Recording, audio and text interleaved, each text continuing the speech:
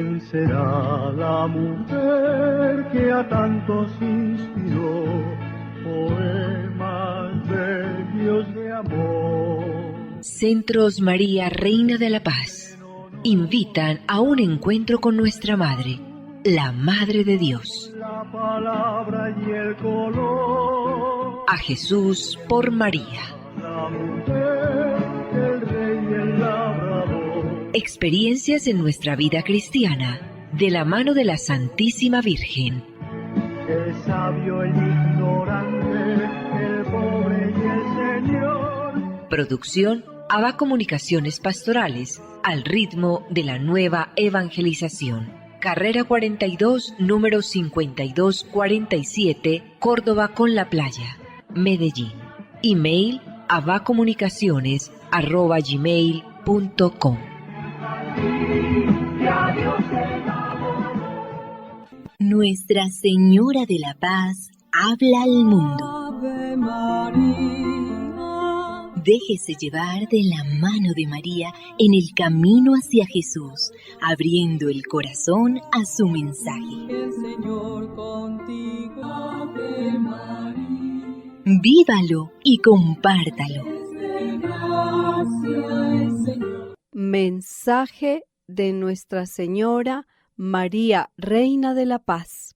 Queridos hijos, que este tiempo esté entretejido de la oración por la paz y de las buenas obras, para que la alegría de la esperanza del Rey de la Paz se sienta en sus corazones, en sus familias y en el mundo que no tiene esperanza.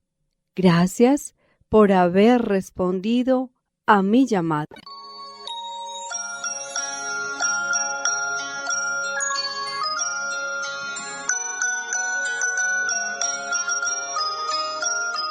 Muy apreciados amigos, saludos especiales en el especial tiempo de el Adviento. El programa de la mano de la Santísima Virgen María, bajo el auxilio de San José, todo para la gloria de Jesucristo. Liturgia de las horas, viernes de la segunda semana del Salterio.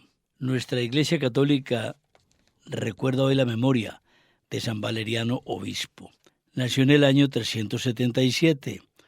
Fue sacerdote y posteriormente se convirtió en obispo de Avensa, una ciudad de la provincia romana de África proconsular, un rico territorio que abarcaba la costa mediterránea de las actuales Túnez, Libia y Argelia. Por estos días gobernaba el rey Genserico, que era arriano y perseguía el cristianismo, a quien enfrentó valientemente para combatir toda clase de herejías. El rey Genserico llegó a confiscar los bienes de la iglesia y prohibió a la población que le diera alimento y hospedaje al valiente obispo, dejándolo a la intemperie, donde finalmente falleció.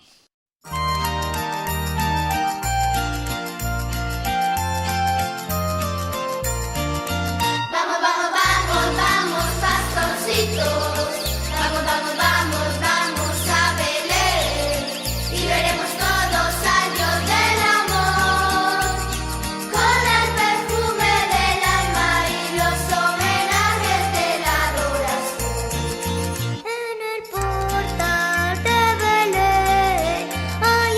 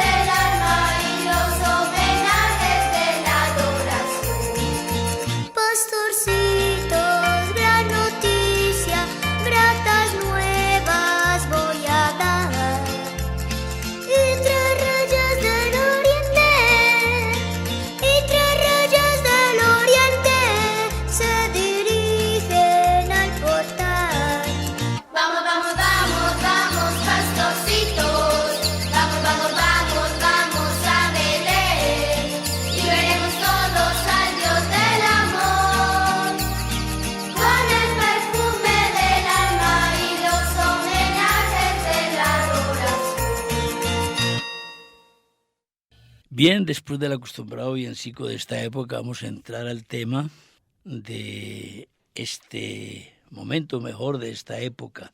Lo hacemos de nuevo con Camilo Andrés Gálvez. Camilo Andrés, es bonito ver el pesebre, bonita ver, observar, sentir la Navidad, aunque el ruido, lo hemos dicho varias veces y de pronto somos canzones, el ruido de diciembre tapa la Navidad, tapa el espíritu de la Navidad, el ruido de diciembre. Pero intentemos como superar en esta selva de ruido, llegar como a la almendra, al punto preciso de la Navidad y ponernos a contemplar un misterio tan insondable, tan infinito, tan inabarcable como es la encarnación de un Dios que se hace hombre.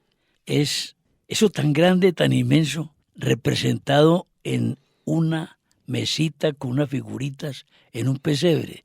¿Eso cómo se hace, Camilo? Eso es una historia. En algún programa estábamos hablando al respecto de la cultura de los pueblos. Cuando un pueblo permite que la gracia de Dios ilumine su espíritu como pueblo. A ver, nosotros podemos hablar inclusive Pablo hace esa distinción al respecto de alma y de espíritu. Nosotros hablamos a veces de la opinión pública. La opinión pública la tomamos como si fuera una persona, ¿cierto? Es una media que se hace a partir de un sondeo de un cierto número de personas que me da a mí el promedio. Esa es la opinión pública hoy en día está pensando esto, como si fuera una persona. De esa misma manera los pueblos, hablamos en algún momento de esta y aquella otra nación o aquel otro reino, Francia de manera especial, llamada por la Iglesia durante mucho tiempo como la hija primogénita de la Iglesia, Francia, que fue el primer pueblo que en cuanto pueblo se convirtió al cristianismo. Los francos, recuerdan ustedes la historia de Clovis. Clovis se convierte, se entrega al catolicismo y nace la gran nación francesa. Bueno, pueblos como Francia permitieron que en algún momento la gracia de Dios iluminara sus tradiciones y eso le dio mucho más brillo a su espíritu como nación. Y hubo padres de la Iglesia que desempeñaron en Francia su ejercicio pastoral. Padres de la Iglesia. O sea, el apostolado que Francia recibió en su cimiento es impresionante. Por lo tanto, lo que Francia está llamado a hacer en la historia de la salvación todavía no se ha escrito. Ya hizo mucho. No es sino llegar a París y ver la Catedral de Notre Dame, la Sainte-Chapelle, etcétera, todo lo que ustedes quieran. Fruto de la civilización cristiana, como bien hablábamos. Pero hay otros pueblos también que han brillado a lo largo de la historia por esa apertura espiritual a la gracia de Dios. ¿Cómo dejar por fuera de esto a un pueblo como el italiano? Y aparece un personaje que fue una bomba, podríamos decir que para Italia y para la época fue un antes y un después, San Francisco de Asís. Ah, claro, ¿no? San Francisco de Asís rompe la historia. 800 años hace 800 del años. pesebre. Estamos cumpliendo. Ahí vamos, sí. Y vamos a hablar mucho de la indulgencia plenaria que el Santo Padre concedió o va a conceder a todos los lugares franciscanos del mundo. Ligados entonces especialmente a esta apertura de alma que decíamos. En Italia aparece este personaje, Francisco de Asís, uno de los hombres de las familias más influyentes y adineradas de la época, muy conocido. Por eso en ese sentido fue escandalosa su conversión. Y Dios se aprovecha de ese escándalo también para hacer apostolado y mostrar cómo la verdadera vida espiritual viene abrazando la pobreza. Y la pobreza en diferentes perspectivas, porque no es la opción preferencial por los pobres. Voy a explicar por qué. La opción preferencial por los pobres, mal establecida a partir de ideologías, porque yo creo que no merecen el título de teología, sino de ideologías que deformaron la inclinación de Dios nuestro Señor por los espíritus más necesitados. La mayor pobreza del hombre es la pobreza espiritual y no la económica. De ahí que podemos contemplar muchísimos santos que vivieron en la miseria, pero alegres y santos. Y ahí te viene también la pobreza económica. También sí. Y que no se puede reducir la obra de caridad, por ejemplo. Entonces vamos a hacer una obra de caridad. Ay, a ver quién necesita que le dé pan, que le dé vivienda. No, hay gente que necesita obras de caridad mucho más profundas. Santo Tomás cataloga. Pero perdóname, es que en este momento la gente por las calles está observando con mucha preocupación porque ha crecido mucho, pero con poca profundidad se ponen a pensar, uno es víctima de esto. Pues hombre, qué pobreza la de ese señor tirado ahí durmiendo en la calle. A ver, hay una pobreza antecedente a esa. y la pobreza mental, que es la que tenemos que alimentar. Y la cultural. Entonces viene un hombre como San Francisco de Asís y es un sol que se levanta en medio del atardecer europeo, donde ya en algún momento empezaban a despertarse las pasiones desordenadas que más adelante nos iba a dar en todo aquello del Renacimiento, etcétera, y el humanismo, que fue una tragedia para la civilización Estamos a cristiana. finales de la Edad Media ya casi. Claro. Entonces este San Francisco de Asís, un hombre entregado, tuvo un matrimonio místico con la pobreza, un connubio espiritual con la pobreza, decide retirarse. Él no fue sacerdote, fue diácono, que la concepción que él tenía de la comunidad religiosa es que fueran tan mínimos que ni siquiera al sacerdocio pudieran acceder. Ya fue un San Antonio de Padua y un San Buenaventura que rompieron los esquemas y vinieron unas circunstancias especiales. Inclusive empezaban a enseñar teología, grandes teólogos, pues ni modo decir San Buenaventura, un gran teólogo franciscano. Pero entonces San Francisco, queriéndose dedicar a la oración y al estudio, ya en sus últimos años de la vida, se va para un pueblito que fue fundado por unos griegos enamorados de Italia. Pues es que quien va a Italia se enamora de cualquier rincón de Italia. Estos griegos se quedaron ahí y fundaron una población llamada el Grecio o Grecio o Grecio. Y ahí llega San Francisco de Asís en el 1209, si mi memoria no me falla. Llega en 1209 y se va a vivir a una ermita. Él se quedó en una ermita en oración y penitencia. Está cerca de Asís, no inmediatamente, Sí, pero es la región, es la misma sí. región. Entonces eso empieza a llamar la atención porque se dan cuenta que hay un hombre viviendo allá. Y ese hombre viviendo allá es un hombre de Dios porque lo comprueban quienes logran acercarse, tener alguna conversación con él, etcétera. El caso es que este pueblito de Grecio lo adopta a San Francisco de Asís. Y en un momento de esos de éxtasis y de espíritu sobrenatural, Navidad de 1223, por eso es que Orlando nos recordaba ahora que estamos cumpliendo este año 800 años del pesebre. En esa Navidad del 1223, San Francisco de Asís monta una coreografía, podríamos decirlo así, al respecto de la Navidad. Dicen los expertos, los conocedores en la historia franciscana, que no había ni Virgen, ni San José, ni niño. Pero él recreó todo. Pastorcitos, la cuna del niño Dios, que no era otra cosa que un bebedero de los animales con paja, etcétera. Él lleva a la realización material, y muy bonito porque todo con una acción catequética. La idea de él era evangelizar a través del pesebre. Y la idea del pesebre hoy es la misma, se mantiene en su esencia, es una catequesis. Cuando uno visita una catedral europea y ve eso lleno de imágenes espectaculares, de vitrales maravillosos, uno ve que era la manera de catequizar al pueblo que no tenía acceso a las letras. Muchos acusan, vamos a decirlo abiertamente, a la iglesia con una leyenda negra que el estudio estaba solamente direccionado a los ricos y a los poderosos. Pues yo diría sí y no. Primero porque muchos ricos y poderosos no eran sacerdotes ni religiosos, y los sacerdotes y religiosos viviendo en los monasterios eran los monasterios donde se conservaban las grandes obras de la literatura antigua. De ahí inclusive viene la palabra escritorio. Este escritorio viene de ahí, era un rinconcito en los monasterios benedictinos y otro tipo de monasterios más adelante, dominicos, etcétera. En esos scriptorium, los monjes tomaban esos documentos que todavía existían a mano, que traían textos de Aristóteles, Platón, Cicerón, etcétera, y copiaban. Esos monjes en los scriptorium nos permitieron a nosotros, todavía nos permiten hoy en día tener documentos a la mano de lo que la antigüedad decía al respecto del hombre, de Dios y del universo. Bueno, el caso es que, claro que eran muy pocos los que tenían acceso a la educación, porque no habían libros. La imprenta viene ya en el siglo XV, de ahí que comienza la edad moderna. Entonces, ¿cómo se transmitían los conocimientos? A partir de las imágenes, los vitrales, el teatro, la música, hablamos de los villancicos. Claro, lo que se podía leer sin ser letrado. Así es. Entonces San Francisco de Asís quiso hacer un trabajo catequético en esa Navidad de 1223 con el pesebre. Y a partir de ahí, claro, no solo en el pueblo se siguió haciendo la tradición del pesebre, sino que fue un fenómeno ya universal. Ahí vienen los grandes artistas italianos y empiezan a recrear las imágenes y uno encuentra unas representaciones pintoresquísimas al respecto del pesebre, especialmente en Italia. Pero ojo, importante es que hoy en día no podemos nosotros reemplazar el pesebre por el árbol de Navidad, ni por un muñequito de Rudolf, un peluche no sé qué.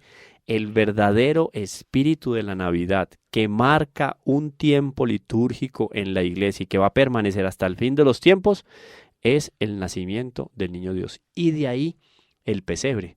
Por eso, gracias San Francisco de Asís por habernos traído esta gracia tan especial, esta bendición para la Navidad, porque la Navidad sería muy poco sin el pesebre. Los regalos perderían inclusive el sentido sin el pesebre, porque se populariza después más adelante en España la traída de los regalos con los Reyes Magos, que parece que no eran ni reyes ni magos, pero sí eran grandes hombres, estadistas o diplomáticos, digamos, en la historia, que venían de los más diferentes rincones de la tierra a dedicarle a Dios su adoración, a hacer un acto de adoración a ese niño que estaban haciendo en el pesebre. Traen ellos regalos entonces, incienso, mirra y oro, etcétera. Hoy en día el niño Dios nos trae a nosotros, aquí en Antioquia se dice el traído, el regalito, pero ¿por qué no pensar en un regalo también que sea un poco más en la línea espiritual? Porque... Hombre, Camilo, vea, esto del pesebre tiene su respaldo teológico, así se ha aventurado a decir eso. Así es, así es, sí, su respaldo, su fundamentación teológica. Su fundamentación, y es obra de Dios. Asiste la simpleza del pesebre, aún más, así sea un pesebre con figuras modernas, porque es el mundo, el pesebre es el mundo de hoy. No puede faltar la Sagrada Familia. Uh-huh. Entonces, ahora decías que los muy modernistas quisieran erradicar el pesebre. Es más fácil que el mundo empiece a consumir alimentos sin sal, totalmente insípidos, o a comer tierra que no sabía nada, que asumir una sociedad sin el pesebre en Navidad. En Estados Unidos hay un movimiento, o por lo menos una intención de algunos, quítele a esta temporada el nombre Navidad porque les estorba, porque Navidad evoca, la palabra evoca el nacimiento. Nativitas Domini Nostri, eso que dice. Exactamente, no, póngalo tiempo vacacional. Esa temporada de diciembre, así no sea creyente la persona, esa temporada de diciembre, sin lo referente de Navidad, solamente vacacional, crea un vacío insoportable. Ya en Nueva York estos días inauguraron, ahí en Manhattan, donde está ese pasaje lleno de luces, de productos comerciales, que eso es una fantasía. Algo así como la tierra prometida del capitalismo. Perfecto. ¿Cierto? Sí. Sin embargo, ahora está imperando en ese Manhattan un inmenso pesebre electrónico, que la gente pasa ahí la admiración y las figuras de siempre. Ahí no están los artistas de hoy, ahí están los artistas del cielo. Ahí están. San José, la Virgen, el niño, los pastores, los reyes, en una inmensa pantalla electrónica. ¿Quién va a tumbar la Navidad, hombre, por Dios? No, y luego que es un acontecimiento, la Navidad, por eso se mantiene y persevera en el tiempo, porque es un acontecimiento que tiene que ver con el clímax de la creación. O sea, de alguna manera el momento de la encarnación del verbo, porque son dos momentos diferentes que tenemos que tenerlo claro. Una cosa es la encarnación del verbo y otra cosa es el nacimiento del verbo. La encarnación del verbo coincide con la anunciación, el momento en que San Gabriel anuncia a la Santísima Virgen que es la madre del Mesías y que en su vientre se va a concebir el niño. Ese es el momento de la encarnación. 9 meses después, si vamos del 25 de marzo, vamos a llegar al 25 de diciembre. Después de la encarnación del verbo, 9 meses, va a venir el nacimiento del verbo. Y ese nacimiento rompe los esquemas de lo que el pueblo judío tenía en su cabeza y en su corazón. Porque ellos no esperaban la venida del Mesías como se dio la venida del Mesías. No esperaban al Mesías como el Mesías apareció después, en el año 30, digamos, más o menos de nuestra era, en el cual nuestro Señor empieza a realizar su vida pública. En los textos, por ejemplo, Habacuc nos dice en algún momento en el capítulo 3, versículo 2, dice, en medio de dos animales te manifestarás, cuando estén próximos los años, cuando haya llegado el tiempo aparecerás. Este texto circuló mucho cuando en la época del Papa Benedicto XVI se hablaba de que si existían o no el buey. Sí, hubo un cierto conflicto, sí. Que si existían el buey. De hecho, en los evangelios, Lucas no lo dice, no habla de animalitos. Que el pesebre, que el evangelio no figuraban los animalitos. Pero curioso que San Francisco de Asís sí colocó el buey, por lo menos un buey y una vaca o unas ovejitas al lado del pesebre. Pero aquí la referencia que nos trae es del profeta. Sí, Habacuc es clarísimo, pero también es muy interesante porque es una llamada de atención al pueblo de Israel. O sea, no están los grandes potentados ni espirituales ni políticos del pueblo de Israel, pero aquí hay un buey y hay un asno. No me calienta el sol, pero me calienta el bafo de estos animales. No me calientan los cobertores de las ricas casas de Israel o de Belén, porque inclusive San José tuvo que hacer una búsqueda incesante de un lugar donde pudieran nacer el niño Dios. Y no es que no había lugar, oído, si nosotros vamos a pensar lo que era un hotel, un hostal, un hostal en la época, eso era más o menos como... ¿qué digo yo? Un asentamiento en una sala donde todo el mundo vivía y compartían todo. O sea, no eran lugares dignos para que ahí se diera el nacimiento. Claro. ¿Sí? Pero además de eso y sobre todo, no habían corazones dignos de recibir al niño Dios. Por eso en vez de haber un potentado, repito, político o religioso judío en la época, había un buey y un asno. O sea, los animales fueron más merecedores de presenciar el nacimiento del niño Dios de lo que fue el pueblo judío de la época. Así fue. Y en esa gruta, donde San José, parece que de adolescencia, por lo que nos dice Ana Catalina Emery y María de Jesús Ágreda, en su adolescencia se escondía para guardar y proteger su castidad, lo que llamaba la gruta de la inocencia. Ajá. San José tuvo una luz de la gracia y dijo, allá es donde tienen que organizarse las cosas. Cuando él fue y organizó todo, dispuso, Nuestra Señora dio a luz. ¿De qué manera dio a luz Nuestra Señora? La teología dice que así como un rayo de luz luminoso y potente atraviesa el cristal más puro y transparente, sin así, romperlo ni mancharlo, sino iluminándolo y embelleciéndolo. Sí. Así nuestro Señor Jesucristo atravesó el vientre santísimo de la Santísima Virgen. Y en ese momento se da el nacimiento. Ella lo toma en sus brazos, después San José seguramente le devuelve a ella y ella lo muestra a los pastores. Los pastores entonan un canto porque escuchan a los ángeles y se llena de gloria la tierra porque el Verbo encarnado nació y es hecho hombre. De esta bonita reflexión sobre el pesebre hablaremos en el programa de mañana. Recordemos que entonces, como Camilo nos lo está enfatizando, nació en donde no había pecado, la gruta de los animales. Nació de una inmaculada, de un inmaculado, porque no tenía pecado San José. Sigamos con esa tesis que después la vamos a defender. Sí, nació y fue visitado por pecadores enseguida, humildes, sin figuración social, los pastores. Pero en el momento del nacimiento, allí no había nada relacionado con él.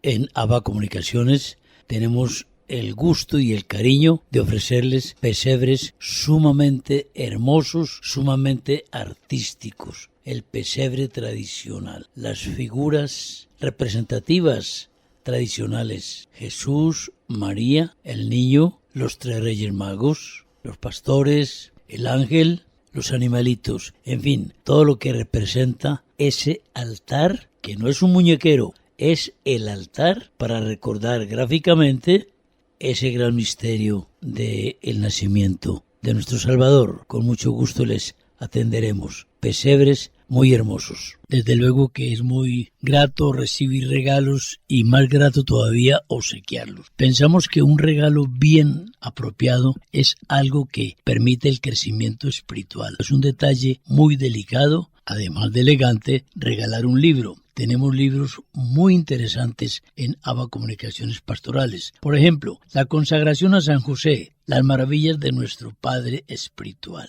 escrito por Donald Calloway, sacerdote convertido. También tenemos La transformación espiritual y otros títulos del doctor Ricardo Castañón, científico muy destacado en el mundo, también convertido a la fe católica. Igualmente ofrecemos un compendio histórico y biográfico de la sierva de Dios, María de Jesús Upegui Moreno, una obra literaria bajo la autoría de la escritora Catalina Nicos Vélez. Otro importantísimo libro que podríamos obsequiar, Matemáticas de Dios, 1 más 1, 3. Las matemáticas humanas son bien distintas a las matemáticas de Dios. Este libro nos aclara la noción que tenemos nosotros de Dios, nos aclara muchos aspectos de nuestro comportamiento cristiano. Es escrito por el jesuita Juan Clímaco Villegas. Otra obra literaria muy importante, El afán de cada día, por el padre Alexander Pareja Botero. Quien tenga esta obra puede recorrer los 3 ciclos litúrgicos que emplea la Iglesia para nuestras fiestas dominicales. Tenemos en Ava Comunicaciones una serie de esculturas pequeñas de todos los santos de nuestra devoción. San Francisco, San Jerónimo, San Antonio, en fin, San Roque, San Isidro Labrador.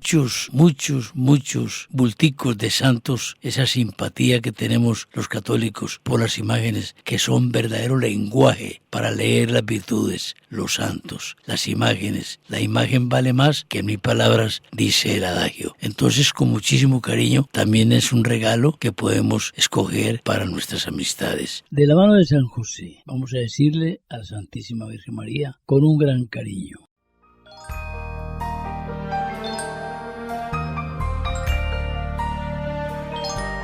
Dulce Madre, no te alejes, tu vista de nosotros no apartes. Ven con nosotros a todas partes y solos nunca nos dejes. Y ya que nos amas tanto como verdadera Madre, haz que nos bendigan el Padre, el Hijo y el Espíritu Santo.